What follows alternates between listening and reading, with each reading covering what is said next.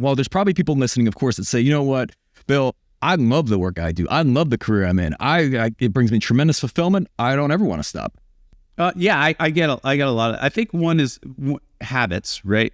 When you get good at something, like, the pros make it look easy. Right. It's because they've been doing it repeatedly, hundreds of times. It's second nature, right? Like, look at Stephen Curry hitting a three, right?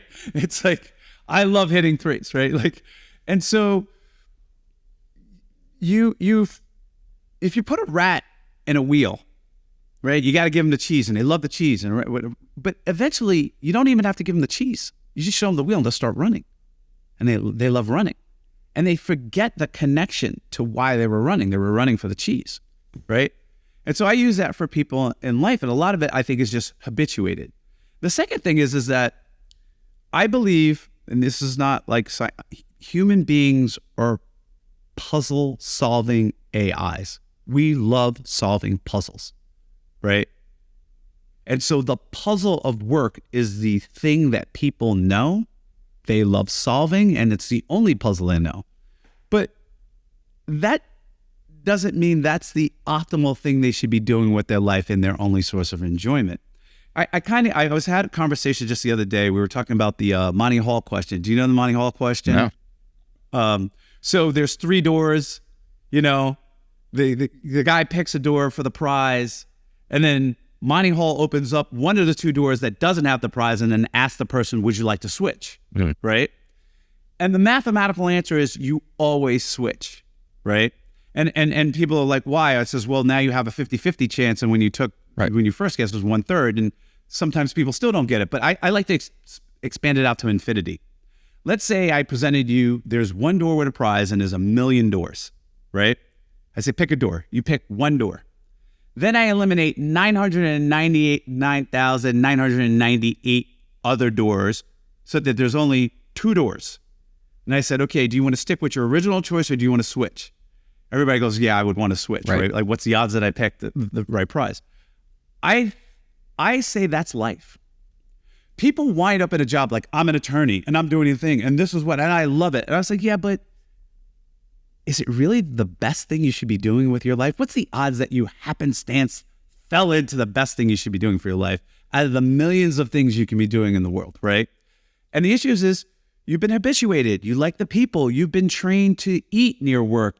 Your personal relationships come from work. Everything you've done comes from work. The whole work is taken over your life. And you are now, not only do you like solving the puzzles and you have a habit, you're dependent on it.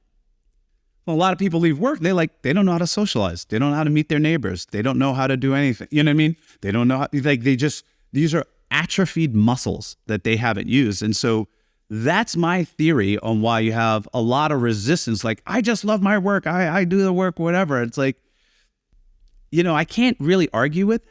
I get it. I get in with people. I'm like, listen, heroin addicts, they feel great. They don't have a problem, right? They're happy. You can't argue. Like, heroin's a great drug, right? Yeah. Like, you're just saying, like, listen, I don't think this is the best life you can possibly live. I think if you got off heroin, you would actually have a more fulfilling life. But, they love the heroin. Yeah. And so everybody has their own version of the heroin argument with, I love my job. I think to your point, it's shaped someone's identity, right? It's in their mind, it's become their purpose, right? Their networks, their peer groups, everything is around that. And when they're out, that's all they talk about, right? So they don't know if maybe they would have loved surfing or they would have loved something else, or just like in your case, obviously poker, right? Just all the things that they could have done. And I think it's an interesting experience sometime where, because so much of this parallels to like just money. And if you were to say, hey, if I gave you $100 million today, would you still be doing what you're doing, right? And for many people, they'd say, well, no, I'd stop and I'd go, try out these things or do X, Y, and Z. And you're thinking, well, so what are you waiting for? And they're like, well, I'm waiting for the $100 million.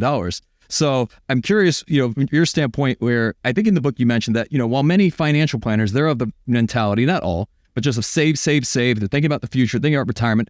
Economists, on the other hand, are recommending spend. And I'm curious as to why and who's right.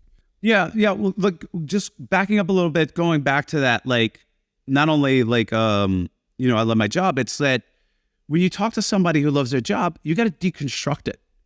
You love the people. Well, you could still see the people and not do this job. Why can't you invite them on dinner? Why can't you just take your money and take them on trips? You know what I mean? You can pay them on vacations. Like, you could still do this. I like whatever. Like, a lot of the things that the job provides are not the only way to get them, even with the same people that are there. You'd actually see them more. It's just that format, that methodology is what you've been habituated and inculcated to do. And therefore you don't do another thing. Now, going back to, the economists with the spend, save. You know, it's in between, right? You know, the data shows that people's net worth, those who save, are rising in their 70s.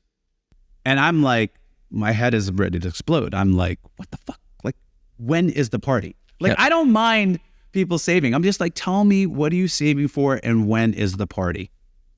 Just let me know. Just let me know. Just tell me the date, right? Like, what is going on here? And so what's that is indicative of is people are on autopilot building wealth for no purpose other than build wealth. They're exchanging hours of their life for no purpose.